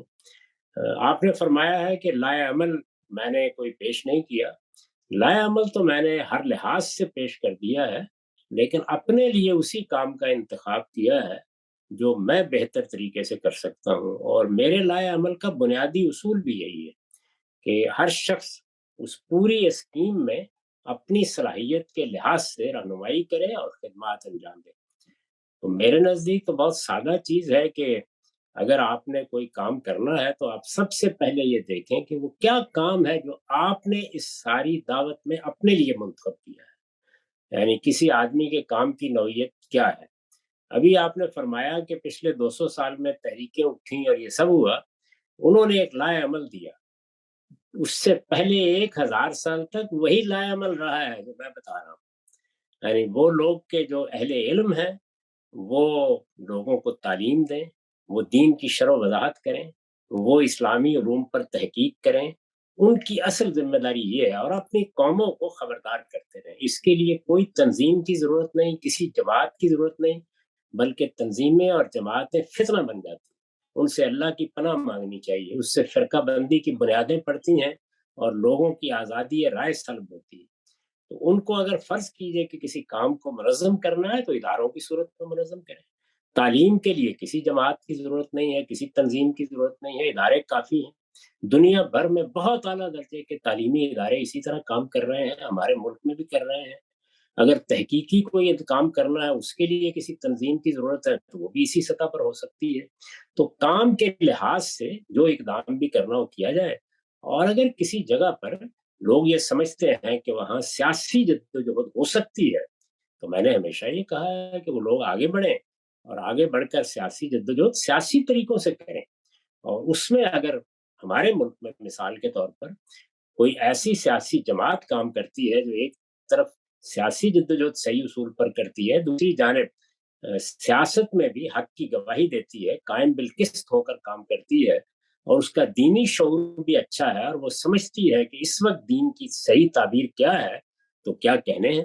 اللہ تک کسی کو توفیق دے تو ضرور یہ کام کرے۔ بس میرا نقطہ نظر یا میرا لائے عمل یہ ہے کہ ہر آدمی کو اپنے حصے کا اور اپنی صلاحیت کے لحاظ سے کام منتخب کرنا چاہیے۔ جو طریقے اس سے پہلے جماعتوں نے اختیار کیے وہ ہر لحاظ سے خرابی کا باعث بنے، اور جب تک وہ جماعتیں قائم ہیں خرابی کا باعث بنتے رہیں گے، اور ہر جگہ بنے ہیں۔ ان میں سے کسی چیز کی ضرورت نہیں ہے۔ علمی کام کرنے والوں کو علمی کام کرنا چاہیے، تحقیقی ذمہ داریاں ادا کرنے والوں کو وہ کام کرنا چاہیے، اور جو لوگ سیاسی جدوجہد کرتے ہیں وہ کریں۔ میرے خیال میں اس میں آئیڈیل لائحہ عمل، میں لائحہ عمل کی بات کر رہا ہوں، فکر کی بات نہیں کر رہا۔ وہ علماء دیوبند نے اختیار کی، یعنی ان کے ہاں تمام اجزاء بالکل اسی طرح ترتیب پائے ہیں۔ اسی لیے میں ہمیشہ کہتا ہوں کہ دور حاضر کی سب سے بڑی مذہبی تحریک، منظم ترین تحریک دیوبند ہے، اور ان کو آپ دیکھیے کہ ان کے ہاں جو لوگ مدرسے میں ہیں وہ مدرسے میں کام کر رہے ہیں۔ مولانا انور شاہ کاشمیری کی سطح کے اہل علم کو انہوں نے کبھی یہ نہیں چاہا کہ وہ آئیں سیاسی جدوجہد کریں۔ سیاسی جدوجہد کا ان کا پلیٹ فارم بالکل الگ ہے، اور وہ سیاسی طریقے سے کرتے ہیں، اور اب انہوں نے ایک آپ کے قریب کے علاقے میں اپنی حکومت بھی قائم کر کے دکھا دی ہے، جہاد بھی کر کے دکھا دی ہے۔ تو اس سے زیادہ ہماگیر لائے عمل نہیں ہو سکتا۔ لائے عمل کے لحاظ سے 100% درست، باقی فگر پر جو بھی تنقید آپ کرنا چاہیں کریں۔ میرے تو خیال میں صحیح لائے عمل ہے یہ۔ السلام علیکم۔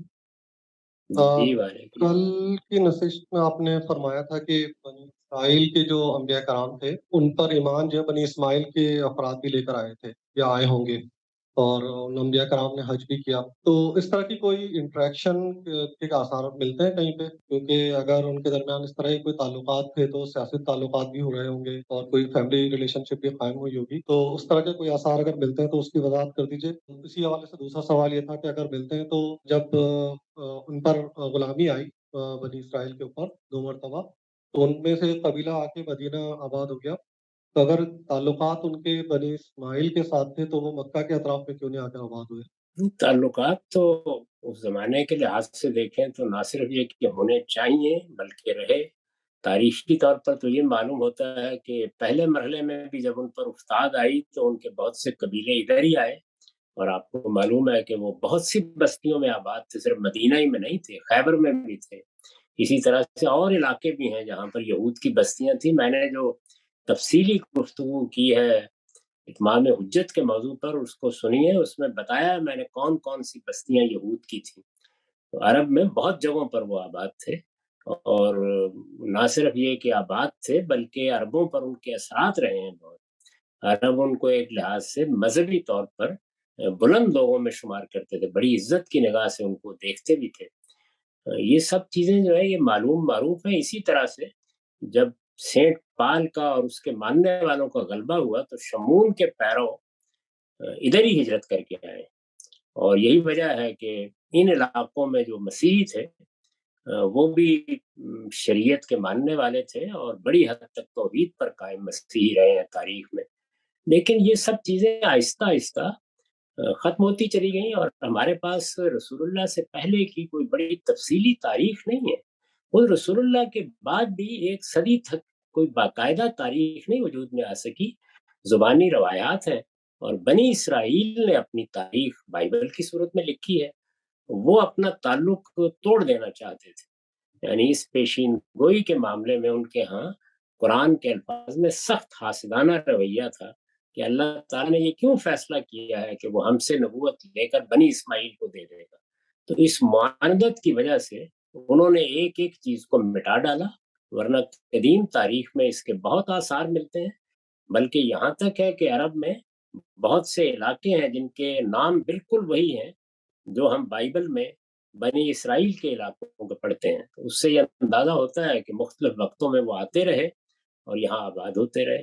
پھر یہ مدیان کہاں ہے؟ یہ بھی ظاہر ہے کہ وہی علاقہ ہے جس میں خود حضرت ابراہیم کے تیسرے بیٹے آباد ہوئے جو ان کی اہلیہ کتورہ کے وطن سے تھے. حضرت شعیب کی بستی وہی ہے. تو بڑے قریبی اور گہرے تعلقات رہے ہیں ان سب لوگوں کے ساتھ. سیدنا موسیٰ کہاں آئے تھے، کہاں شادی ہوئی تھی ان کی، وہ یہی علاقے ہیں سارے. تو اس طرح کی کوئی معاندت پہلے مرحلوں میں نہیں تھی.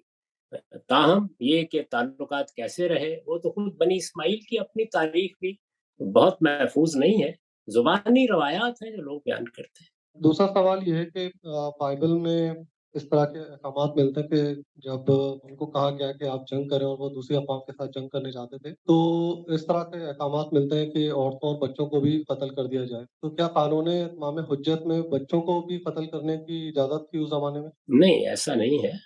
اصل میں یہ ہے کہ جس وقت کسی قوم کے اوپر اللہ کا عذاب آتا ہے تو اس میں یہ نہیں کیا جا سکتا کہ اب لوط کی بستی تباہ کرنی ہے تو بچوں کو بچا لیا جائے. جب اس طرح کا حملہ ہوتا ہے تو اس میں بھی یہ بہت مشکل ہو جاتا ہے کہ بچوں کو الگ کیا جائے. اس ذیل میں یہ چیزیں زیر بحث آتی ہیں کہ بچوں کو براہ راست مار دینے کا حکم نہیں بیان کیا گیا کہیں. شکریہ. ابھی سوال کرتے ہیں کچھ. یہ حسن صاحب نے کچھ اقتصابات پیش کیے تھے ابھی آج کے سیشن میں.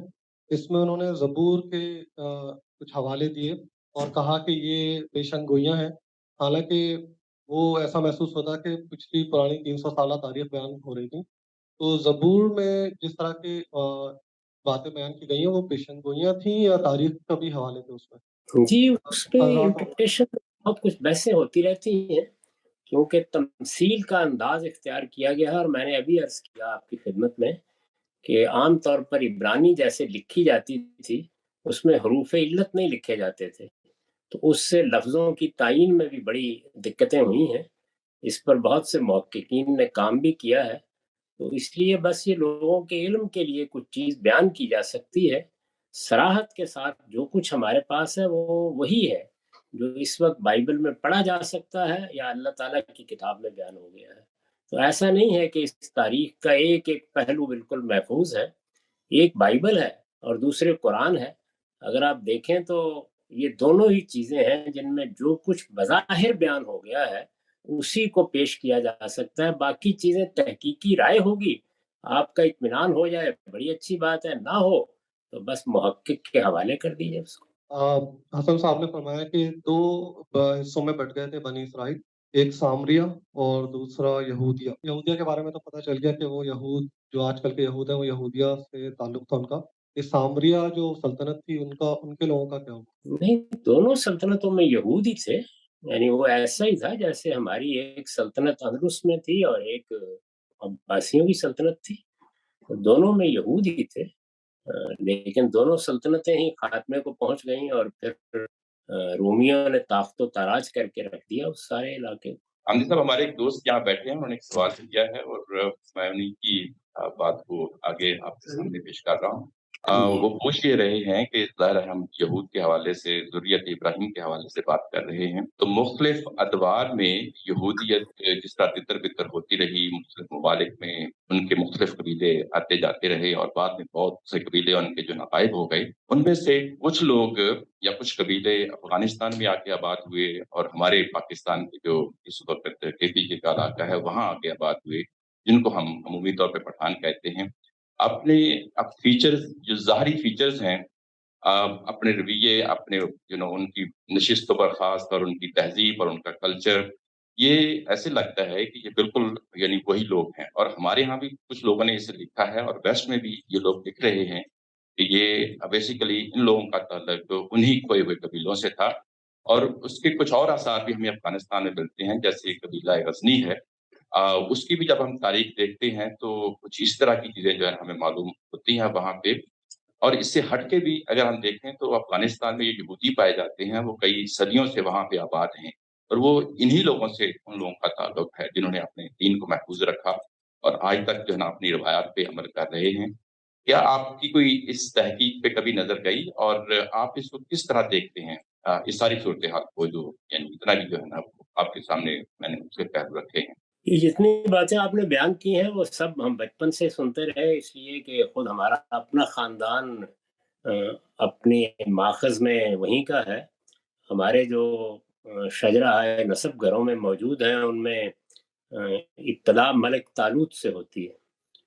یعنی آپ کسی بھی شجرے کو دیکھیے، خود ہمارے خاندان کی تاریخ تو چھپی ہوئی ہے، اس میں خود ہمارے اپنے گاؤں میں جو خاندان کے لوگ آباد ہوئے آ کے، ان کے شجرے میں بھی آخر میں طالوت ہی کا ذکر ہے۔ اس لیے یہ افغان کے ہاں یا ان کے مختلف قبیلوں میں ایک عام بات ہے اور بہت لکھی جاتی ہے۔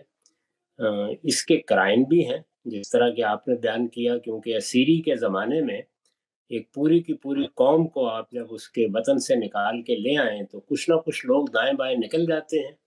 دنیا بھر میں اس طرح کے معاملات ہی ہیں جن کے نتیجے میں لوگ کہیں سائبیریا میں اور کہیں وہاں آباد ہوئے، تو اس لیے بعید نہیں کہ یہاں بھی جا کے آباد ہو گئے ہیں۔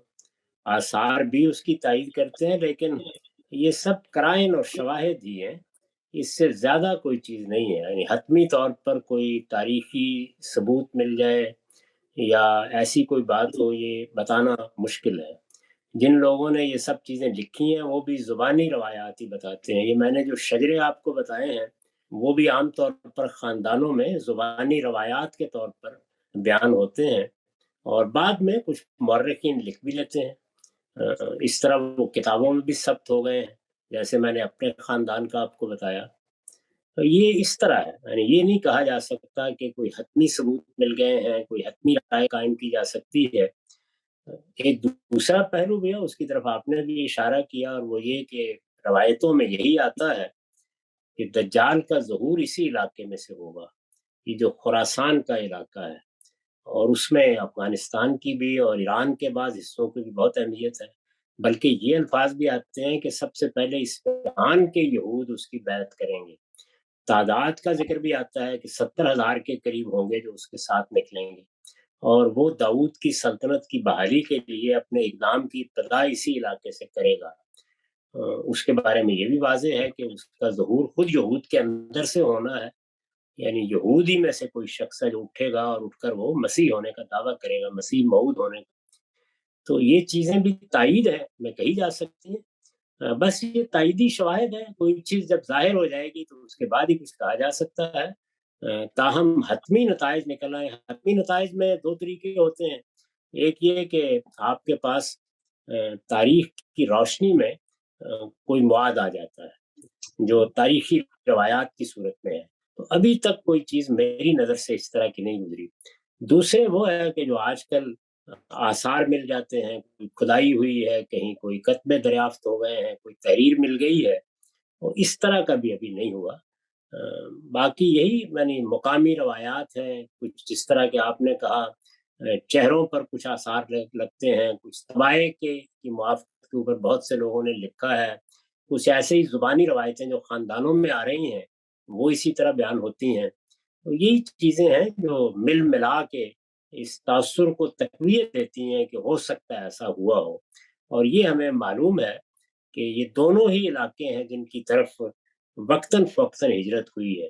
یعنی جب یہ بابل میں اسیر تھے تو یا وہاں سے نکل کے یہ عرب کے صحراؤں کی طرف گئے ہیں اور وہاں آباد ہوئے، وہاں تو باقاعدہ ان کی تاریخ بھی بیان ہوتی ہے، جیسے مدینے میں تھے، خیبر میں تھے، اور یا اس علاقے کی طرف آئے ہیں، لیکن اس کو آپ تاریخی طور پر اسٹیبلش نہیں کر سکتے۔ قرائن کی بنیاد پر زیادہ سے زیادہ کہہ سکتے ہیں کہ بڑے امکانات ہیں کہ ایسا ہوا۔ السلام علیکم عامر صاحب، سوال نہیں ہے، بس ایک کامنٹ ہے۔ پہلے دن بنی اسرائیل کی تاریخ کی جو پہلی کلاس تھی، اس کے بعد تزکیہ نفس پر حسن صاحب نے ہمیں کچھ باتیں بتائی تھی اور بہت خوبصورت باتیں بتائی تھی۔ زندگی ایسا لگتا ہے کہ جیسے چینج ہونے کو ہے، اس کی باتیں سن کر. تو آپ ہمارے لیے دعا کریں کہ ہم اپنی شخصیت میں وہ چینج لے آئیں جو حسن صاحب نے ہمیں بتایا تھا. اور آپ کے لیے بھی ایک خوشی کی چیز ہے کہ جو علم آپ نے شاید اس کو منتقل کیا وہ بہت خوبصورت طریقے سے دوسروں کو بھی پہنچا سکتے ہیں. تو بہت شکریہ آپ کا بھی اور بہت شکریہ حسن بھائی کا کہ جو چیزیں شاید ہم بہت ساری علمی بحثوں میں نہ حاصل کر سکیں اس 1 گھنٹے کی محفل میں ہم لوگوں نے حاصل کر کے. بہت شکریہ. آپ کی بڑی عنایت اور آپ کی محبت کا بھی شکریہ. ہمارے لیے دعا کرتے رہیں، حسن کے لیے بھی دعا کریں. اللہ تعالیٰ ان کے علم میں برکت دے، ان کو اور زیادہ سیکھنے کی توفیق دے. ابھی نوجوان ہیں اور بڑا زمانہ ہوتا ہے، اللہ تعالیٰ توفیق دیتا ہے تو یہ بہت کچھ ترقی کر سکتے ہیں اور اپنی تطہیر پر نگاہ رکھنے کی توفیق دے. اصل چیز تو دل کی پاکیزگی ہے، سیرت و کردار کی پاکیزگی ہے. ہمارے دین میں محض علم کوئی چیز نہیں ہے، اس علم کے ساتھ عمل بھی ہونا چاہیے، اللہ سے سچا تعلق اور اس کی معرفت کا صحیح شعور بھی ہونا چاہیے، اور بندے کو آخرت کو ایک حقیقت سمجھ کر جینے کی توفیق میسر ہو. اس کی مجھے آپ کے لیے، آپ کو میرے لیے، ہم سب کو ایک دوسرے کے لیے دعا کرنی چاہیے. شکریہ آپ کا، تھوڑا سا زیادہ وقت ہم نے بہت عنایت، بہت شکریہ آپ کا. سب دوستوں کو میرا سلام عرض کیجیے اور سب سے کہیے کہ ہدف اسی چیز کو بنائیں کہ زیادہ سے زیادہ اپنی اصلاح ہو، اللہ کے ساتھ تعلق ہو، اور ہمیشہ دیکھتے رہیں کہ اس طرح کی نشستوں کے نتیجے میں، کچھ سیکھنے کے نتیجے میں آپ کی نمازوں میں کیا بہتری آئی ہے، لوگوں کے ساتھ تعلقات میں کیا بہتری آئی ہے، گھر والوں نے آپ کے اخلاق میں کیا بہتری دیکھی ہے. یہی معیارات ہیں جن پر اپنے آپ کو جانچتے رہنے چاہیے. میں بھی دستبدعا ہوں اور آپ سے بھی درخواست کرتا ہوں کہ آپ اللہ تعالیٰ کے حضور میں جب بھی کبھی موقع ملے تو یہی درخواست کریں کہ اب بڑھاپے کا زمانہ ہے، اس میں اللہ تعالیٰ صحت تندرستی سے بھی رکھے اور ایمان اور ہدایت پر بھی رکھے، اور جس طرح کے اللہ کے صالح بندوں کو توفیق رہی ہے کہ وہ زندگی کے آخری مرحلے تک اللہ کے دین کی خدمت کرتے رہے، اللہ تعالیٰ ہم سے بھی کوئی خدمت لے. جاتے جاتے ایک لاسٹ منٹ کوشچن آیا ہے، کیونکہ یہاں خواتین بھی بیٹھی ہیں. وہ کہہ رہی ہیں کہ کیا شہادت الناس میں خواتین کی بھی کوئی ذمہ داری ہے؟ جی، سب کی ذمہ داری اسی طرح ہے کہ جس وقت جس کے اوپر ذمہ داری ڈالی گئی ہے وہ ادا کرے گا تو وہ وہی آواز لگائے گا کہ من انصاری اللہ، اس معاملے میں مجھے اس مدد کی ضرورت ہے، کون میری مدد کرے گا. تو اس میں مدد پیش کرنی چاہیے. وہ خواتین بھی کرتی ہیں، مرد بھی کرتے ہیں، اس میں کوئی فرق نہیں. لیکن یہ آواز جب تک نہیں آتی اس وقت تک جو ہماری ذمہ داریاں ہیں وہ ادا کرنی چاہیے. اور وہ ذمہ داریاں میں نے بیان کر دی ہیں، اور پھر توجہ دلا دیتا ہوں کہ دین حق کے نام سے جو مقدمہ ہے میری کتاب میں، اس کے آخر میں ہے ایمان کے تقاضے. بس وہی ذمہ داریاں ہیں، اور ان میں اگر آپ غور کریں گے تو جو فکر پچھلے 100-150 سال میں پیش کیے گئے ان کی تصحیح کی گئی ہے کہ صحیح طریقہ یہ ہے چیزوں کو دیکھنے کا. تو سب لوگوں کو اس کے لیے ذہنی طور پر تیار رہنا چاہیے کہ اگر دین کی نصرت یا دین کی مدد کے لیے کوئی آواز اٹھتی ہے تو جو استطاعت ہے، جو صلاحیت ہے، اس کے مطابق عورتیں ہوں، مرد ہوں، بچے ہوں، جوان ہوں، بوڑھے ہوں، ان کو اپنی خدمت انجام دینی چاہیے. لیکن صحیح اصول یہی ہے، یہ نہیں کہ کوئی آواز نہیں اٹھی تو چلیے میں علم اٹھا کے کھڑا ہو جاؤں گا. جس نے کام کرنا ہے وہی آواز دے گا. علماء نے کرنا ہے تو کسی عالم کی آواز اٹھے گی، اور حکومتوں نے کرنا ہے تو حکومتیں آگے بڑھیں گی، سیاسی رہنماؤں نے کرنا ہے تو وہ آگے بڑھیں گے. اس کے بعد عام لوگوں کی ذمہ داری ہے کہ ان کی نصرت کریں، ان کی مدد کریں. بہت شکریہ جی، اللہ آپ کو سلامت رکھے. بہت عنایت.